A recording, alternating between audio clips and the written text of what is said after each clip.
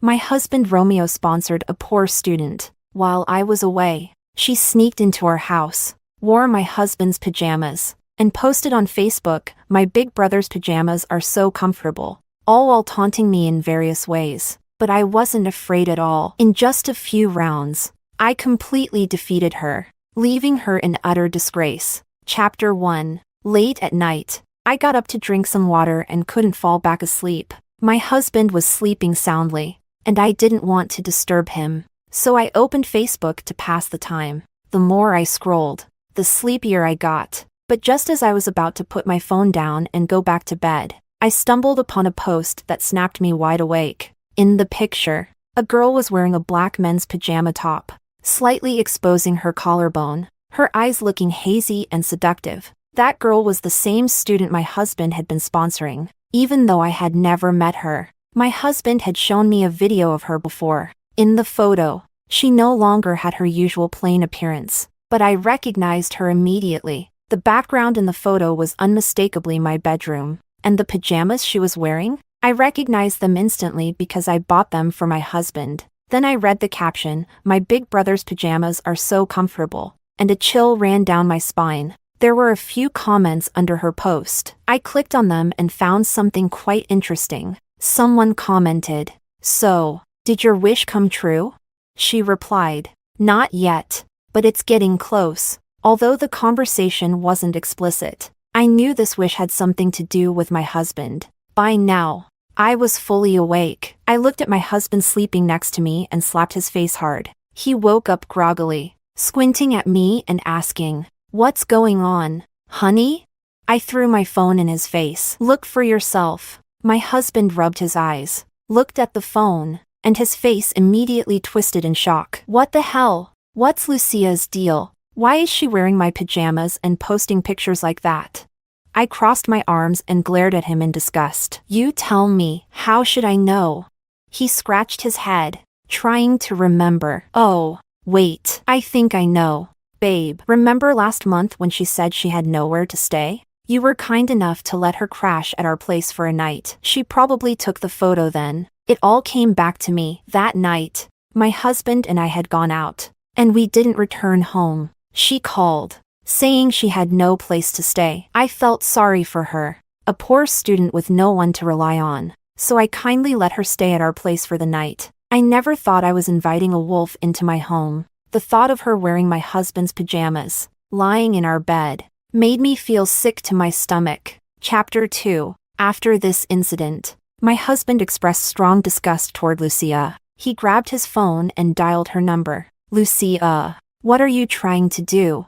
I sponsored your education because your father helped me once. But that doesn't mean I have any feelings for you. Don't even think about things that aren't yours. If you keep doing inappropriate things like this, don't blame me for cutting ties." When my husband was a child, he was kidnapped by traffickers, and it was Lucia's father who saved him. Over the years, he's helped Lucia's family quite a bit. The phone was on speaker, so I heard Lucia's pitiful response, "I'm sorry. Big brother, it's my fault. Is your girlfriend upset?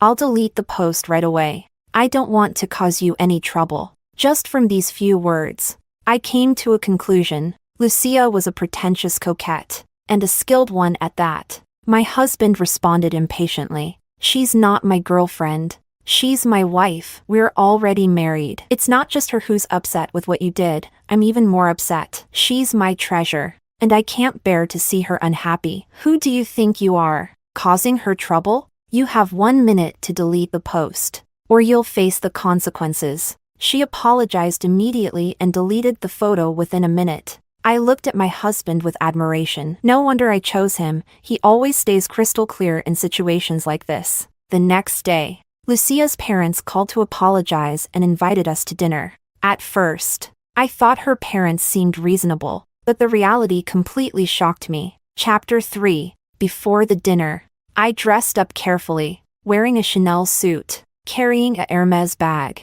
and putting on flawless makeup. When my husband saw me, he kissed me several times in excitement, and I had to push him away. I dressed up like this to make Lucia feel inferior and back off. Okay? If my makeup got ruined by his kisses, all my effort would have been wasted.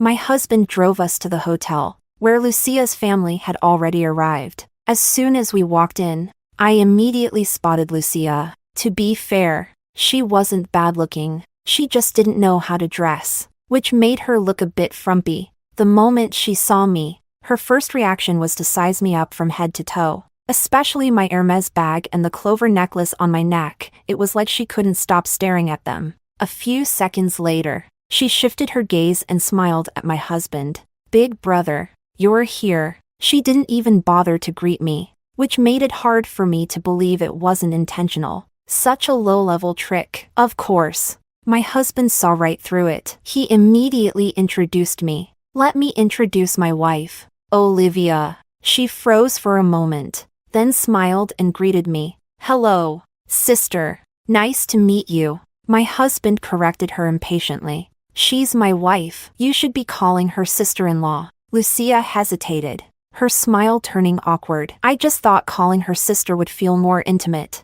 "Don't call her sister. My wife is the youngest in her family, and she's not used to being called that." The atmosphere became a bit tense, and Lucia's awkward smile showed she didn't know how to respond. Her parents quickly stepped in to ease the situation. "Lucia, calling her sister-in-law is actually more respectful. Don't say things that don't make sense." As soon as we sat down, Lucia's parents greeted us. "Go ahead and sit down." My husband and I took our seats, but Lucia immediately stood up and squeezed herself next to my husband. She picked up a shrimp and offered it to him, saying, "Brother, try this dish. It's so delicious. Do you remember when you were at our house, and my dad made shrimp for you? You loved it so much back then. You even told me that when you grew up, you'd marry me. Do you remember that?"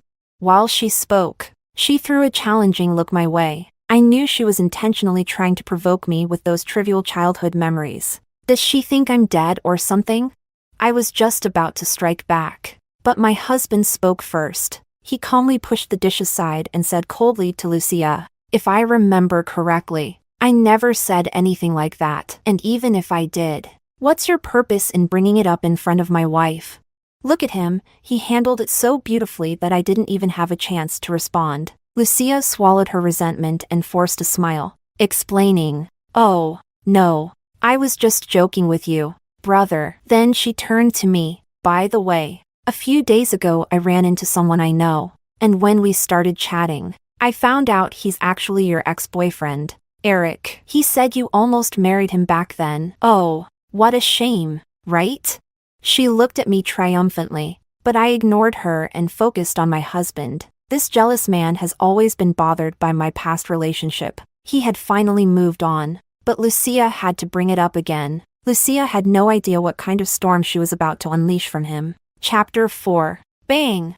My husband slammed his chopsticks onto the table, his face dark with anger as he asked Lucia, "So what? You feel it's such a shame? Why don't you go marry him yourself and fix your regret? That way, you won't feel it's such a loss." I watched Lucia calmly, as if none of this had anything to do with me. For a brief moment, Lucia looked panicked, her face turning pale. She bit her lip delicately, her eyes welling up with tears, and cautiously explained, "No, I didn't mean it like that. I was just talking casually." My husband let out a cold, disdainful laugh. Who brings up someone's ex-boyfriend like that? Today, I trust my wife unconditionally, but if it were anyone else, wouldn't your words have stirred up trouble and caused a fight at home? What exactly are your intentions? Or do you like that Eric? Lucia shook her head frantically. "No, how could I possibly like him?" My husband gave her a dismissive once-over. "At least you have some self-awareness. After all, Eric has experienced a woman like my wife. How could he possibly be interested in you?" With an expression full of contempt, my husband left Lucia speechless. I couldn't help but feel like laughing, but I thought it might be too mean, so I held it in. But honestly, I didn't think she was innocent at all in this situation. She could have chosen to stay out of trouble, but instead, she picked a fight with me and brought up Eric. She brought this on herself, didn't she? Her parents had been watching the whole time. Seeing their daughter get mocked by my husband, they looked a bit uncomfortable but didn't know how to step in to defend her. Seeing that my husband had vented enough, I gently patted his hand and playfully said, "All right, honey, don't be mad anymore." My husband gave me an apologetic look. "I'm sorry. I really didn't know she would. If you're uncomfortable, we can leave. I'll take you somewhere else to eat." As soon as Lucia's parents heard my husband offer to take me away, they couldn't sit still anymore. Lucia's father, Hudson, stood up, walked over to her, and slapped her across the face. "What's wrong with you? If you can't talk properly, then don't say anything. Making your brother and sister-in-law angry, watch me beat you to death." With that, he slapped her twice more, and her pale face instantly turned red from the blows. I was shocked. My husband held me in his arms, watching them with a calm expression, like he was watching a show, without the slightest intention of stopping it. Lucia held her face, tears streaming down, but she didn't dare to cry out loud. Hudson didn't seem to think he had hit her too hard. He didn't feel sorry for her at all and continued to try to please my husband. "Romeo, your sister didn't know better and upset you. I've already taught her a lesson, so don't take it to heart." Chapter 5. But my husband didn't care to give them any face. He calmly picked up some food, placed it in my bowl, and said nonchalantly, "Uncle, you don't need to apologize to me. Lucia didn't offend me. She offended my wife. And please, remember, my wife is my treasure. Whoever upsets her is upsetting me. My wife has a good temper and doesn't like to make a fuss. But I'm not like that. If Lucia sincerely apologizes to my wife and promises not to make the same mistake again, I might consider letting this go. Otherwise," he gave a small smile, but there was an unmistakable threat behind it. Lucia's family was visibly shaken, nodding repeatedly. Under his pressure, Lucia pitifully apologized to me.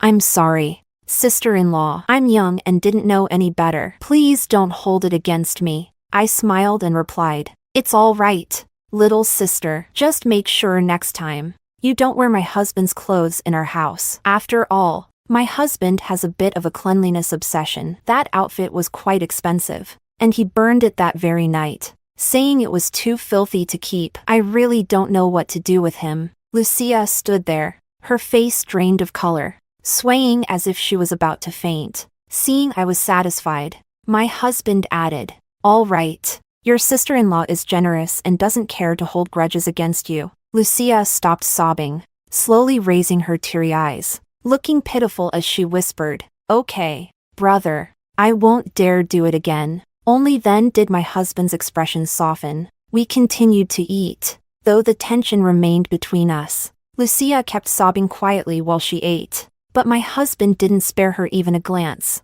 As the meal was winding down, Hudson sensed the moment was right and cautiously began, "Romeo, you see, my wife and I have been here for a while, and staying in a hotel for so long isn't ideal, right? How about we buy a department here? What do you think?"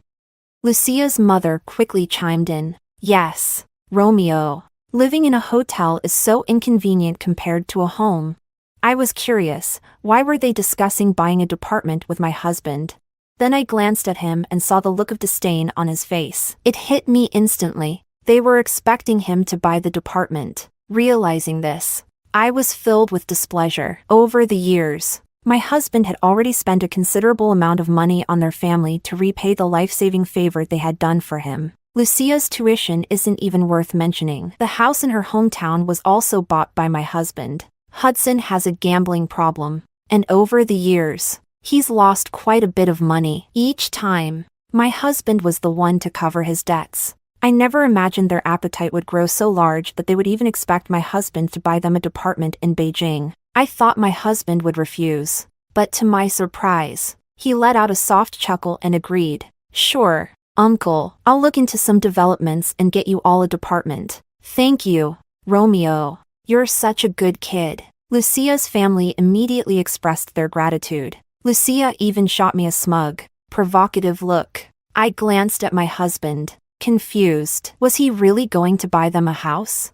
Sensing my gaze, my husband gave me a reassuring look, signaling me to trust him. There was also a mischievous smile in his eyes. I knew that smile all too well. Every time he planned to outsmart someone, he'd smile just like that. So I immediately understood he was about to pull one over on the Song family. Looking at the hopeful faces of the Song family, I suddenly felt a bit sorry for them, knowing they were about to fall into my husband's trap. Chapter 6. After dinner, the waiter brought the bill. I saw Hudson signaling the waiter to bring the bill to my husband. I was speechless for a moment. They said they were treating us, yet they didn't even want to pay for the meal. What they didn't know was that this restaurant belonged to my dad. I gave the waiter a look, and she immediately understood. Standing firmly in front of Hudson without moving, Hudson was about to ask my husband for help, but I spoke up at just the right moment to cut him off. Honey, I'm a bit tired. Let's go home. My husband looked at me with a doting smile and playfully tapped my nose. Tired already, you little rascal? Let me carry you home. In front of everyone, my husband picked me up in his arms. As we turned to leave, I caught a glimpse of Lucia's face, full of jealousy and frustration, as if I had stolen something that rightfully belonged to her. But this was my husband. After all, she was destined to just stand there, helpless, with no way to change things. Once we were in the car, I said to my husband, "Did you see Lucia's expression? She looked like I had just stolen billions from her. She was practically glaring daggers at me." My husband kissed me on the cheek, stroked my hair, and pulled me into his embrace. "She's nothing. Let her jump around for a bit. I'll deal with her and her family all at once when the time comes." I was a bit confused. "Honey, what do you mean? Aren't her parents your saviors? And didn't you say you were going to buy them a department? Why are you talking about settling scores now?" My husband patiently explained. "To be honest, I've suspected for years that Hudson might have been an accomplice in my kidnapping. Otherwise, I don't understand how he rescued me so easily. But since I didn't have any evidence and didn't want to wrong my supposed savior, I never dug too deeply. However, just yesterday, I asked my assistant to investigate again and found out that Hudson is related to the traffickers. I haven't gathered enough evidence yet, so I promised to buy a department as a way to stall them. It all clicked for me. Now I understand. Don't worry, honey, I'll definitely help you keep up the act." He gently stroked my palm. "You don't need to do anything to help me. If you ever feel wronged, just tell me, and I'll deal with them for good. You have no idea." When she mentioned Eric today, I wanted to sew her mouth shut. I quickly reassured him, "Don't act too hastily. If they catch on, it'll be harder to handle. Let's keep pretending for now, and once we have the evidence, we'll turn the tables. You don't have to worry about Eric. You're the only one in my heart now." He seemed satisfied with that, and as I leaned into his embrace, I felt a deep sense of security. The next day at work, I heard that we had a new intern in the company. My colleagues mentioned that the new hire was a relative of the manager, coming to our department for an internship. I was confused. My dad hates nepotism, so how could the manager dare to pull strings right under his nose? "Oh, right, I work at my dad's company, to prepare me to take over in the future. My dad insisted I start from the bottom. That's why no one knows my true identity, and my colleagues freely discuss whatever they want around me." As I was thinking about this, the new intern walked over, and to my surprise, it was Lucia. She's related to the manager? Chapter 7. Lucia walked over with a smug expression, the team leader trailing behind her, bowing and scraping like a servant. My colleagues in the cubicles next to me were whispering, "I don't think she's just a relative of the manager. She's probably the boss's daughter. Look at how the team leader is sucking up to her." Exactly. Better not offend this Lucia in the future. I listened to their conversation as Lucia reached my desk and greeted us. "Hello everyone. I'm Lucia. I'll be your colleague from now on. Please treat me like any regular employee. I hope we can all work well together." See? The way she said that basically confirms she's someone important. She's got to be the boss's daughter. Lucia clearly heard their chatter too, and I noticed a flash of pride in her eyes. She scanned the room, and when her gaze landed on me, her expression instantly changed to one of shock. I smiled and greeted her. "Hello, Lucia." Lucia stammered. "Why are you working here?" "What a joke. It's my own company. Of course I'm working here." I shrugged. "Just think of it as me liking the atmosphere here." Lucia was stunned for a moment, then seemed to regain her confidence. smiling as she said, "Oh, how interesting. Olivia's sister." Since my husband wasn't around, she went back to calling me Olivia's sister. She even added provocatively, "We're at work, so you won't mind me calling you Olivia's sister, right?" I shook my head. Why would I mind? Seeing that Lucia and I seemed to know each other well, the team leader turned to me and said, "Olivia, from now on, you'll be responsible for guiding Lucia. Pay close attention, and if anything goes wrong, it'll be on you." I found it all quite amusing. I can't wait to see how he plans to hold me accountable while working in my company. Chapter 8. I took Lucia to her desk and started explaining her job responsibilities. I was speaking seriously, but I noticed she wasn't responding. When I looked up, she was staring at me with a pitying expression. "Olivia, you've really got it tough, don't you? Is it because my brother doesn't give you much pocket money? Otherwise, with how rich he is, why would you still have to work so hard to earn money?" I suppressed my anger. "I just enjoy working." She clearly didn't believe me. "Sister, don't be so tough. I know you have your reasons. After all, my brother has spent a lot of money on me, paying for my education, buying my family a department, so why would he be stingy with you? Doesn't this show that he doesn't really see you as part of the family?" "Sister, I think you're kind of pitiful." Her eyes looked teary, as if she were truly pitying me, with how saintly she seemed. I thought even the statues of the gods at the temple would step aside for her. I answered her impatiently, "You don't need to worry about me and my husband. You're new here, so focus on learning your job properly. Otherwise, when you get fired, you might not know where to go cry." "Fine. I won't press on your sore spots anymore." "But you don't really think I'm just a lowly intern, do you?" "Let me tell you, I'm only here to transition. Soon, I'll be your boss," she said smugly, looking at me like I was something dirty. How ridiculous. What else could she be but an intern? Lying to others is one thing, but lying to me, the real boss? Laughable. I was irritated, but remembering my husband's plan, I held back my anger. "Oh, well, I wish you the best in achieving your dreams." After work, my husband came to pick me up in his Porsche. As soon as I got in the car, he leaned over. "My precious, you've worked hard today. Are you tired? Want me to massage your legs?"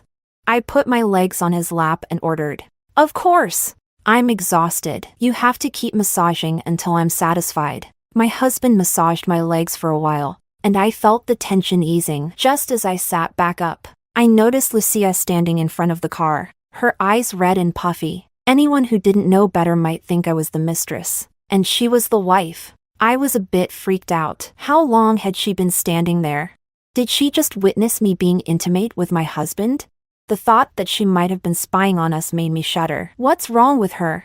Before I could react, my husband honked a few times and lowered the window. "What are you doing standing in front of someone's car? Are you trying to get hit or die? What's wrong with you?" She pitifully replied, "I was just passing by." "Passing by and just standing there? Are you trying to spy on us being intimate? Are you a peeping Tom?"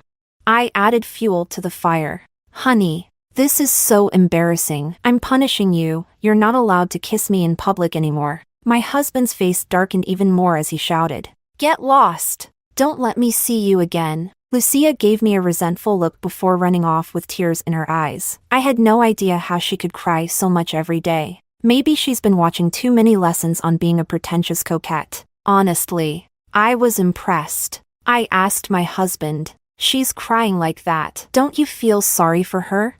He answered without hesitation, "Why should I? Don't think men are stupid. We know exactly what a pretentious coquette is. She acts that way to make me feel sorry for her and manipulate me. But I'll just provoke her even more so she doesn't get what she wants." I laughed so hard. Who knew my husband was such an expert at spotting a pretentious coquette? I didn't think much of the incident, but the next day at work, rumors about me were flying everywhere. Chapter 9. As soon as I got to work, I noticed my colleagues whispering behind my back. "She's the one who got into the luxury car yesterday." I never would have guessed she's that kind of person. So shameless. I was baffled. Just because they saw me getting into my husband's car, why would they call me shameless? My husband and I are in a perfectly legal relationship. I went to find my colleague Ava, whom I get along with, and asked her what was going on. She whispered, "You don't know? There's a rumor going around that you stole Lucia's boyfriend, and she caught you red-handed." She was crying in front of the car. I couldn't help but laugh in disbelief. Lucia's ability to twist the truth is impressive. Since when did a legal wife become the third party in the relationship? She is the third party. For goodness sake. Too bad for her. Though, she's been trying to meddle, but my husband can't even be bothered to give her a glance. I wasn't interested in addressing such low-level rumors. After all, I'm not planning to stay a mere employee here forever. Once I take over my dad's position, the rumors will naturally fall apart. Why waste time explaining anything? I grabbed my cup and headed to the break room to get some water, but as I approached the door, I heard Lucia's pitiful voice. "I don't know why Olivia has to be so cruel and steal my boyfriend." Someone quickly chimed in. "Why else? She's after his money. Of course, she likes to act like a wealthy socialite, but turns out she's just like that." But it wasn't until I saw you, Lucia, that I realized what a real wealthy and modest girl looks like. I knew that voice all too well. It was Sarah. She always loved competing with me. If I wore Chanel, she'd get the same one. If I carried a Hermes bag, within days, she'd find one just like it. Of course, hers were all knockoffs, but she convinced herself that mine were fake too. So hearing her badmouth me wasn't surprising at all. After overhearing this, I held my head high and walked in. As soon as Lucia saw me, she immediately went silent, her face turning pale. But Sarah, who had been badmouthing me as well, glared at me with disgust and continued with veiled insults. "Ugh, don't you think people who ruin others' relationships are just the worst? I feel sick working in the same company as someone like that." Lucia kept nudging her, signaling her to stop talking. But Sarah, relentless in her mockery, sneered at me. "Why aren't you saying anything? Feeling guilty, are you?" I paused from getting my water and asked, "Why should I feel guilty? You stole someone's boyfriend, and you dare ask why you should feel guilty?" Ignoring her, I turned to Lucia and asked directly, "Lucia, you tell me, did I steal your boyfriend or not?" Lucia hesitated, stammering, but she couldn't bring herself to say it. Sarah, still unsatisfied, kept pressing her to speak up and humiliate me. "Lucia, don't be shy. The one who should be ashamed is her for stealing your boyfriend." Lucia pushed her away. "Can you stop already? What does this have to do with you?"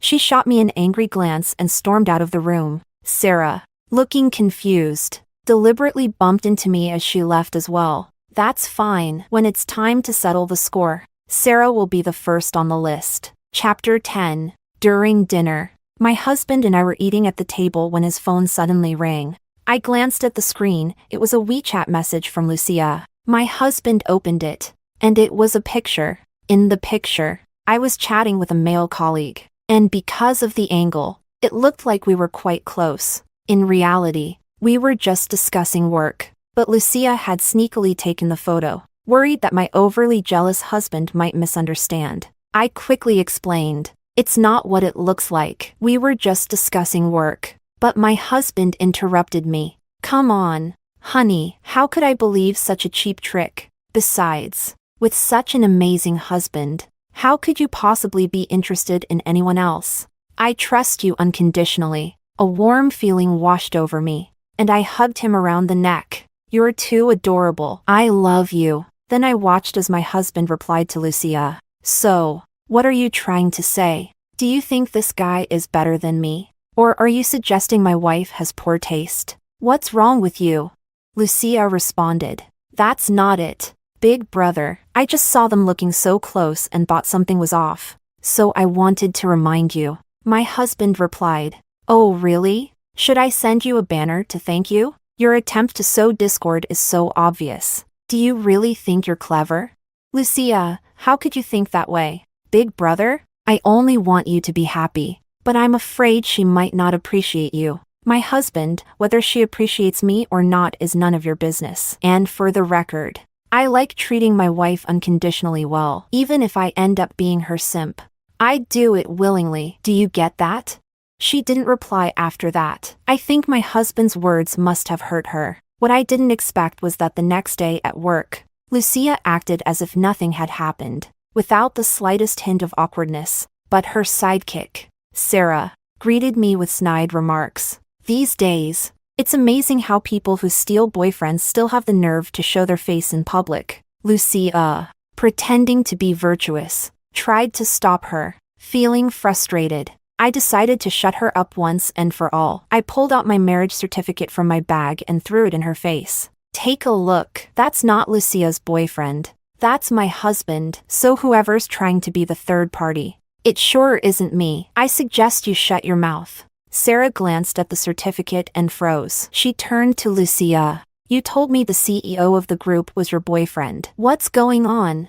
Lucia flat out denied it. I never said that. You just assumed it yourself. Sarah looked like she wanted to argue, but she held back, probably because of Lucia's so-called boss's daughter status. By this time, our argument had drawn a crowd of onlookers. Lucia was visibly embarrassed, unable to explain herself, so she just kept crying, making it look like I had done something horribly wrong. But I didn't miss the brief flash of satisfaction and malice in her eyes. Olivia, what's going on? Why are you bullying a colleague? The team leader walked over, not even asking for details before blaming me. I couldn't help but wonder what kind of monsters my dad's company had hired. I asked him, why don't you ask Lucia and Sarah what they did? He ignored me and said bluntly, Olivia, I've already discussed this with the manager yesterday. Due to issues with your personal conduct, the company has decided to terminate your employment. Terminate me? I was stunned. My dad had worked so hard to build this company, and now it was being ruined like this?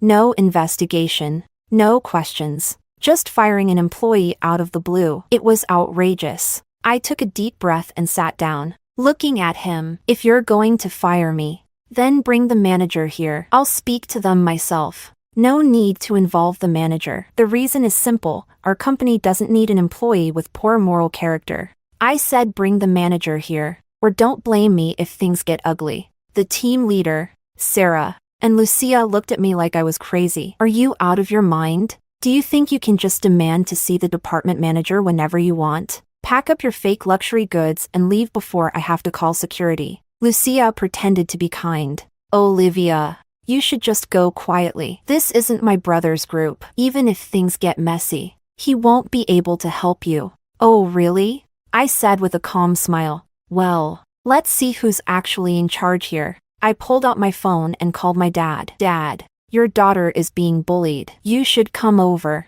Sarah sneered. Who do you think your dad is? What's he going to do? This is hilarious. Is that so? Well, just don't be too shocked when he gets here. My dear team leader. Chapter 11. While waiting for my dad to arrive, Lucia kept trying to provoke me. Are you going to ask your husband to help you again? I feel like if there's no balance in a marriage, it won't last long. Don't you agree?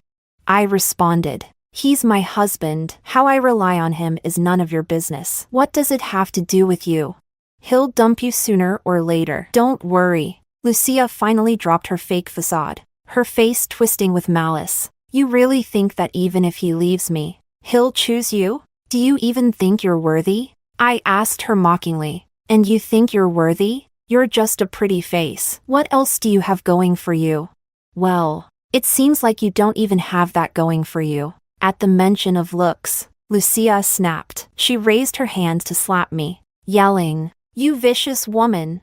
I quickly tried to step back, but I wasn't fast enough. Just as her hand was about to land on my face, I heard a familiar voice. Stop right there. If you dare touch my wife, I'll make sure you regret it. It was my husband, Romeo. Lucia froze in fear and lowered her hand. Romeo stormed over to me, carefully inspecting my face. Once he saw that I wasn't hurt, he let out a sigh of relief. Did she scare you? He asked me. I shook my head, and then he pushed me toward Lucia. She tried to hurt you. So logically, I should help you hit her back. But I don't hit women, so you should return the slap yourself. Don't worry about your hand hurting. I've got some ice prepared for afterward. I whispered to him. Have you gathered all the evidence of their involvement in trafficking? Don't worry, the police have already taken her parents into custody, and they're on their way to arrest Lucia. Go ahead and hit her. 4 days. Romeo had been using the house as bait to stall Lucia's parents while he gathered evidence of their involvement in child trafficking. I looked at Lucia's pale face as she bit her lip, her eyes glistening with tears. Her voice trembled as she spoke. Brother, how can you be so heartless? My husband wasn't moved in the slightest. In fact, he looked impatient. Who told you to bully my wife? And stop calling me brother, it makes me sick. Still refusing to give up, Lucia tried one last desperate plea. Brother, why are you being so cruel to me? It's this woman who's been poisoning your mind, isn't it? My wife is poisoning our relationship. You think you're even worthy? You're not even a fraction of her. Just look at all the horrible things you've done. You said you had nowhere to go, and my wife kindly took you in. But what did you do? You sneaked around wearing my pajamas and posted pictures on Facebook. And that's not all. You've been picking fights with my wife ever since. Did you think I wouldn't notice? Then he turned to me and said, "Don't be soft. Hit her." I certainly wasn't going to go easy on her. As soon as my husband finished speaking, I stepped up and slapped her several times, hard enough to swell her face. She had just tried to hit me earlier. If I didn't strike back, I'd be a fool. Lucia clutched her face and looked at my husband. She dropped her pretense, and in a fit of rage, she screamed, "You really let her hit me? Have you forgotten that when you were kidnapped and almost killed by traffickers, it was my parents who saved you? If it weren't for them, you'd be long dead, and now you repay us with betrayal. You'll face the consequences.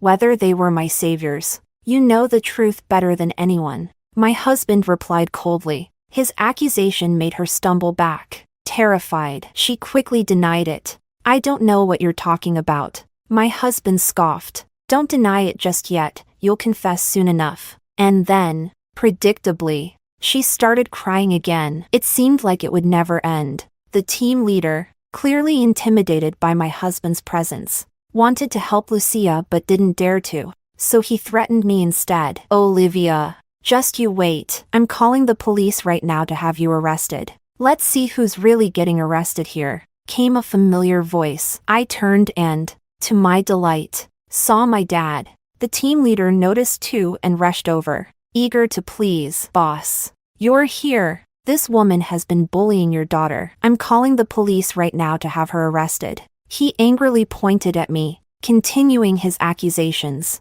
Meanwhile, I noticed Lucia's face turning pale. Of course, she was scared. After all, she was about to be exposed for pretending to be the boss's daughter. How could she not be? My dad, with a casual tone, asked the team leader, "So, you're the one who said you were going to have my daughter arrested?" The team leader opened his mouth, about to explain, but then seemed to realize something. He looked at me with wide eyes. You're the real." I asked him, "Why do you think my last name is the same as the boss's?" He looked like he wanted to bite his tongue off, then started frantically explaining. "I'm so sorry. I had no idea you were the true daughter of the boss. It was that fraud who deliberately misled me." I ignored his panicked explanations. Clowns like him weren't worth my time. I turned to Lucia. How did it feel, soaking up all that praise while pretending to be the boss's daughter?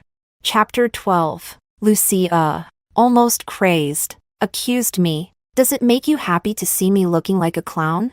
My husband, worried she might lash out, pulled me protectively into his arms. "You're the one with a crooked heart. Who can you blame for that? And no, we don't find it amusing, we just find you as disgusting as a toad. You're constantly haunting me, and it's beyond annoying. I love you so much, and yet you're so heartless. You'll face the consequences." My husband laughed. "Do you love me, or do you love my money? I don't know if I'll ever face consequences, but yours have already arrived." He glanced toward the door, and a few police officers walked in. Lucia, thinking they were her saviors, excitedly pointed at me and the police. "Officer, she assaulted me. Arrest her immediately." The police ignored her and instead asked, "Are you Lucia?" "Yes. You are under suspicion of child trafficking. Please come with us." Lucia lost her composure and shoved the officers. "You've got the wrong person. I've never trafficked children. This has nothing to do with me." The police responded. "Is that so? Your parents just confessed, and they implicated you in the trafficking over the past 2 years." "No, they're lying. Don't believe them." Lucia struggled frantically, but she couldn't overpower the police. As she was being taken away, she glared at me with pure hatred and screamed, "Olivia, you B***TCH. This is all you're doing. You've ruined me. You'll get what's coming to you." My husband quickly pulled me into his arms. Shielding me, he calmly replied, "Your family's twisted actions, trafficking so many women and children, have caught up with you. You're facing your own karma. Yet you still want to blame my wife. You're disgusting." Lucia's face twisted even further as she saw how much he was protecting me. Yet she still clung to a sliver of hope and asked, "All these years, was it because I'm a trafficker's daughter that you didn't like me?" My husband spoke clearly. "Even if you weren't involved in human trafficking, I wouldn't spare you a glance. My heart only belongs to my wife. Stop being delusional. You and your parents. Your souls are filthy. Enjoy your time in prison. You've been pretending this whole time, haven't you? All that talk about repaying a debt, you knew the truth from the beginning, didn't you? I'll kill you. You've ruined me."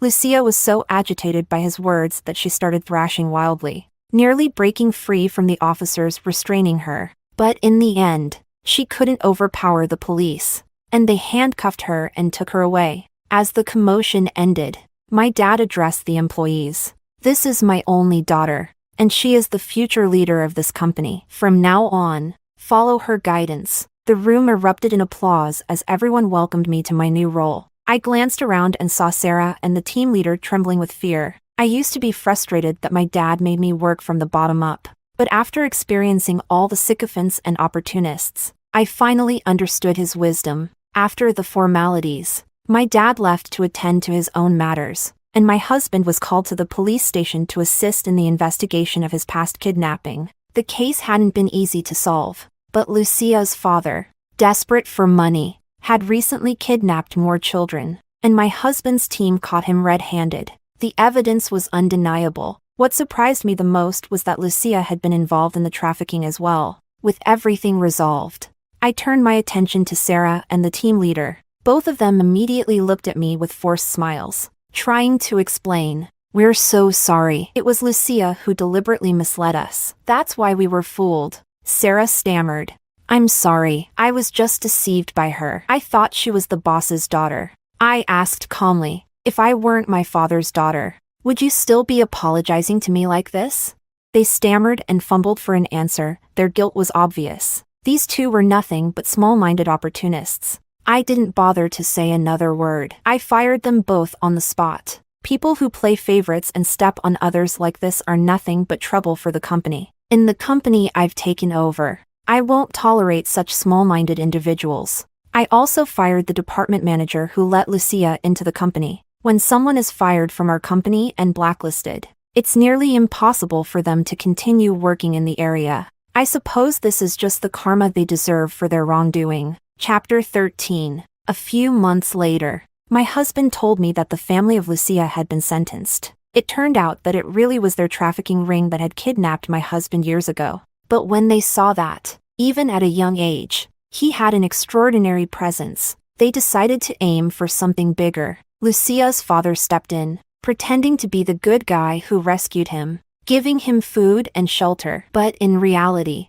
they were filled with malicious intentions. Hoping to reel in a bigger catch, they were truly insatiably greedy. Thankfully, my husband remained clear-headed and never fully trusted them. Most of the money he had given them was recovered as well. What made us even happier was that, through this investigation, many trafficked women and children were rescued thanks to my husband's efforts. It was truly satisfying. When I thought about those women and children who had suffered abuse, my heart ached. Human traffickers deserve the harshest punishment. They should be cut into 1,000 pieces. Later, the prison contacted me, saying Lucia wanted to see me. I refused immediately. There's no reason for me to see her. She was involved in so many cases of child trafficking. She deserves to spend the rest of her life suffering in prison. I only hope she spends her days behind bars in endless regret. After hanging up the phone, I asked my husband, "How were you able to see through Lucia's pretentious coquette act?"